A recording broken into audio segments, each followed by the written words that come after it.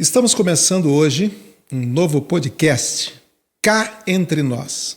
Um espaço para nós conversarmos de maneira muito franca sobre a fé, sobre a vida, sobre a Bíblia.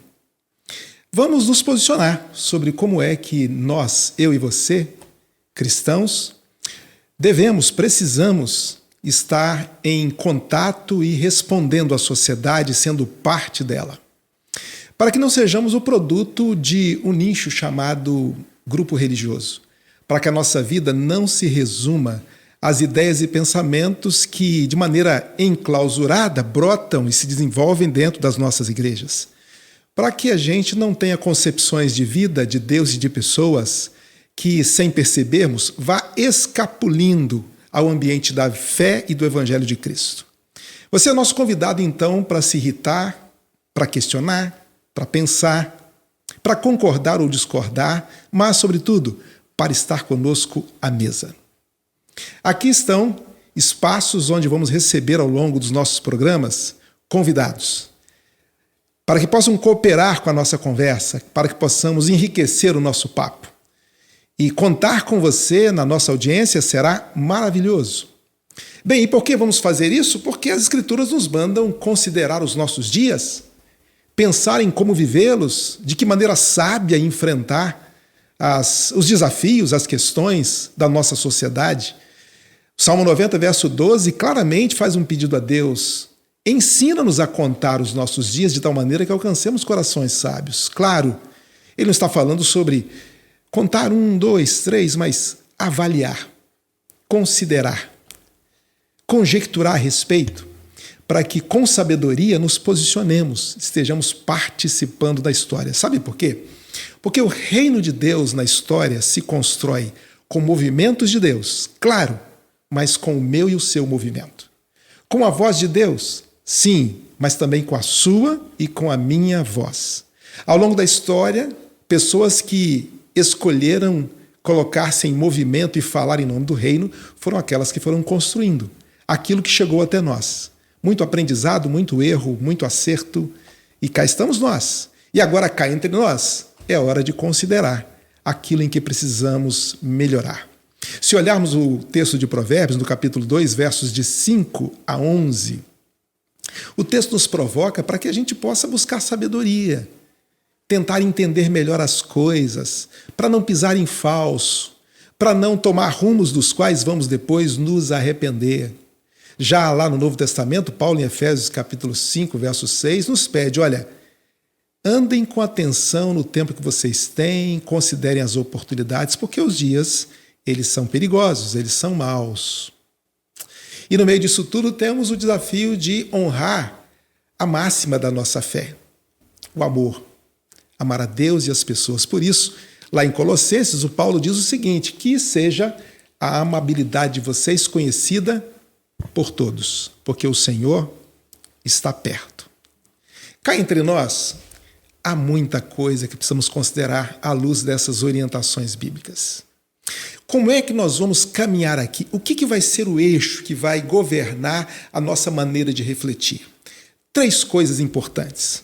Primeiro, nós vamos buscar uma contextualização da nossa fé diante dos desafios e acontecimentos da vida. A nossa fé faz sentido, não é dentro do templo, embora lá dentro tenha o seu sentido. Aquilo que Jesus é para mim conta muito, claro, mas não apenas dentro do templo. Aliás, o que de mais importante pode acontecer quanto à minha fé e quem Jesus é para mim é fora do templo. O que está acontecendo nas nossas ruas? O que está acontecendo no cenário político? O que está acontecendo no cenário social? O que nós temos a dizer sobre a violência, sobre a discriminação, sobre o racismo, sobre o preconceito? Será que é cristão sempre ser contra só porque é diferente? Ou contraria a nossa fé? Qual a diferença entre o direito que tenho de crer como creio e o dever que tenho de ser um cidadão? Então nós vamos levar para a rua, vamos levar para a história, vamos levar para os acontecimentos o desafio de pensar que tipo de gente nós precisamos ser. Cá entre nós, temos muito a melhorar. Um segundo fundamento importante é o Evangelho de Jesus. Afinal, nós somos cristãos. E parece tão simples dizer, o fundamento é o Evangelho de Jesus. Mas olha, não é assim tão simples. Sabe por quê? Nós estamos há 2000 anos, da primeira expressão desse Evangelho. E aí, ao longo do tempo, a igreja se constituiu, se organizou, saiu da clandestinidade para uma igreja oficial, dona da verdade, que comandou o mundo, colocou no poder os poderosos, fez parceria com eles. Depois houve uma cisão nessa caminhada e nasceu uma outra ala da qual eu faço parte, você também, ainda que não diretamente, mas somos herdeiros de uma fé que se deslocou, e somos um país cristão com essas duas vertentes, como o mundo cristão é. E aí, nas organizações de nossas igrejas, nossas liturgias, nas nossas ideias, nós fomos reconfigurando a maneira de crer e se comportar. Nós criamos códigos de conduta, nós criamos classificação dos pecados das pessoas. E no meio disso tudo, no meio das nossas preferências, no meio daquilo que nós gostamos ou não gostamos, nós pegamos o Evangelho de Jesus e fomos envolvendo em tanta coisa. E fomos embrulhando esse Evangelho em tantas doutrinas, tantas maneiras de pensar. Criamos a teologia sistemática que vai compartimentando cada parte da fé, cada parte de Deus, cada parte do homem em algum lugar, e já não sabe muito bem como reconectar tudo isso e como cada parte mexe com a outra. Quando falamos sobre o Evangelho de Jesus como o nosso fundamento também, é a ideia de sermos perseguidores do Evangelho de Jesus. Trabalharmos para nós entendermos de fato o que é o Evangelho de Jesus. E como é que eu mantenho sintonia com ele na minha vida social? Como é que eu mantenho sintonia com ele nos meus relacionamentos? Olha, cá entre nós, o Evangelho de Jesus está ficando à margem. Nós temos, à luz, tantas vezes, de nossas próprias convicções, tradições, negado o Evangelho de Jesus, embora nós afirmemos que estejamos honrando e mesmo pregando esse Evangelho. Há uma diversidade tão grande de evangelhos que, se você visitar 10 igrejas no domingo, talvez você tenha a sensação de que as pessoas em cada uma dessas igrejas que pregaram não leram a mesma Bíblia. O que está acontecendo? Aí eu me lembro da palavra de Jesus ao perito na lei, ao grande conhecedor do texto sagrado, quando ele chegou para Jesus e pergunta: o que eu tenho que fazer para herdar a vida eterna? Jesus pergunta: o que está escrito na lei? Mas Jesus faz uma outra pergunta: como é que você a lê? E ele responde o que está escrito: amar ao Senhor Deus sobre tudo e ao próximo como a nós mesmos. E Jesus então disse: ok, você está certo, faça isso e você vai viver. Mas aí o perito disse para Jesus: mas quem é o meu próximo? Interessante. Eu sempre acho que é interessante essa pergunta do perito. Sabe por quê? Porque a parte da lei que ele citou diz que nós devemos amar a Deus com todo o coração, com toda a força, com toda a alma, inteiramente, integralmente. Como é que se ama a Deus assim? Eu acho complexo, eu acho desafiador. Eu nunca me sentei na mesa com Deus, eu nunca peguei um ônibus com Deus, ele nunca chegou para mim e disse como é que estava o dia dele. Eu nunca vi Deus chorar, eu nunca vi Deus com fome. Eu não entendo tanto de Deus assim. Mas o período da lei não tinha nenhuma questão sobre o desafio de amar a Deus mais do que tudo. Porém, quando a lei diz ame o seu próximo como a si mesmo, ele não sabe quem é o próximo. Quem é o meu próximo? Ora, o cristão que pensa saber mais de Deus do que do próximo não sabe nada de Deus. Porque eu e você temos mais condição de saber sobre o próximo. Se há algo que não podemos duvidar é como é que se ama o próximo, porque o próximo senta comigo no ônibus, espera alguma coisa comigo na fila, eu estou acostumado a trombar com ele o tempo todo. Nós somos uma diversidade de próximos, mas os próximos estão aí, nós temos que saber quem somos uns e os outros. Aquela fuga do período da lei é a fuga religiosa. Às vezes a sensação que nós temos é que a experiência de fé nos coloca num mundo que não é o nosso mundo. E entrar no templo é entrar numa outra dimensão. O problema é que nós saímos do templo nessas condições e ou esquecemos o tudo que vivemos lá, ou vivemos lá fora uma certa distância de tudo que nos rodeia e uma falta de percepção e sensibilidade. Vamos lembrar uma coisa importante aqui?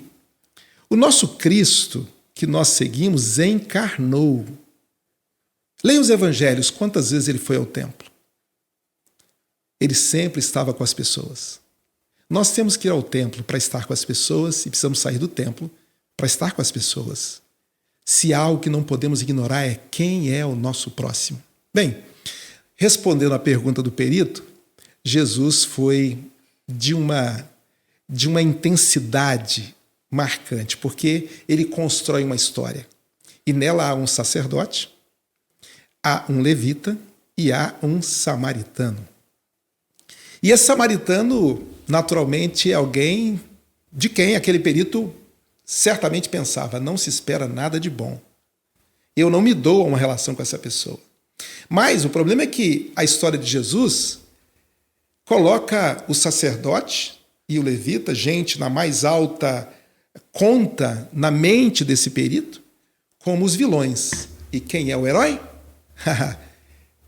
É o samaritano. E Jesus manda: vá lá e faça como ele fez. Jesus, nessa parábola, questiona as perspectivas sociais daquele homem.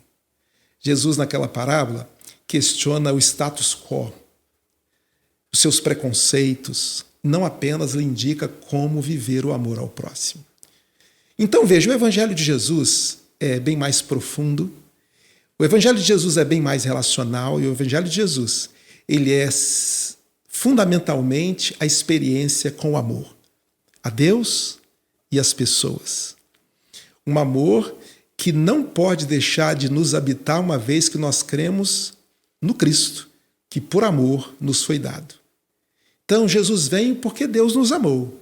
E agora conosco ele nos manda amar. Então nós vamos aqui, no Cá Entre Nós, buscar sempre olhar para o Evangelho nessas perspectivas, para reavaliar as nossas posturas evangélicas cristãs, para repensar as nossas condutas. Talvez você não concorde, talvez lhe aborreça, mas cá entre nós, o papo vai ser franco aqui. E há uma terceira coisa. Eu disse que havia três. A primeira, esse contato intenso com a vida, as questões da vida. Segundo, o Evangelho de Jesus. E terceiro, a atitude de, aqui dentro, conversarmos, colocando o ser humano no mais alto lugar de respeito. Colocando o ser humano como aquele que de mais precioso há na nossa história. Então, a ideia é desenvolver em todos nós uma capacidade nas nossas conversas de acolher, de respeitar. Porque como é que nós vamos olhar para Deus, honrar a Deus e desonrar o ser humano? E o apóstolo João entendeu isso tão bem que ele disse o seguinte: aquele que diz que ama a Deus, mas não ama o seu irmão, é mentiroso. Porque é impossível amar a Deus sem amar as pessoas. Então o ser humano será precioso para nós aqui. Nós vamos procurar entender o ser humano, pensar nele com carinho. Nós vamos pensar o ser humano aqui na perspectiva do puro e do impuro, do certo e do errado. Nós vamos entender as dores. Vamos falar aqui sobre crise, sobre violência, sobre tanta coisa. Cá entre nós precisamos desse contato com a vida. Cá entre nós precisamos abrir as janelas da existência, as portas da nossa casa e deixar o vento entrar, sentir o cheiro de gente e assim experimentar a nossa fé. Então, o nosso programa vai nessa direção. A cada encontro nosso, vamos trazer alguém. Vamos explorar também o texto bíblico para nos ajudar em toda essa reflexão. Você sabia como é importante, por exemplo, nós conhecermos o ambiente literário do mundo que não faz parte das Escrituras? Você sabia que para entender as Escrituras você precisa, talvez não, certamente você precisa conhecer literaturas que não vieram para cá, mas guardam em sua constituição o mesmo estilo que construiu a nossa Bíblia como um texto, como uma literatura. Lá nós vamos encontrar a construção dos imaginários, das ideias, dos conceitos que vão habitar o texto sagrado. Então nós vamos sentar aqui, vamos conversar sobre os textos não canônicos, nós vamos conversar sobre as descobertas e as perspectivas possíveis dentro da compreensão de certos textos bíblicos. Olha, será um tempo magnífico. Hoje é apenas para eu dar a você essa notícia. Nasce o podcast Cá Entre Nós. Cá entre nós, porque estará entre nós cristãos, mas também cá entre nós. Aquilo que trava, aquilo que engasga, aquilo que divide, nós vamos trazer para cá e vamos tentar trabalhar. Quem sabe não desfazemos o nó. Hoje é somente para eu dar a você a notícia de que o Cá Entre Nós vai entrar no ar, já está no ar. Você vai poder nos acompanhar pelo YouTube, vai poder nos acompanhar pelo Spotify e aqui dentro o papo vai rolar solto. Eu sou o Zé Carneiro, recebo meu abraço, assina o nosso canal e eu espero me encontrar com você no nosso próximo programa.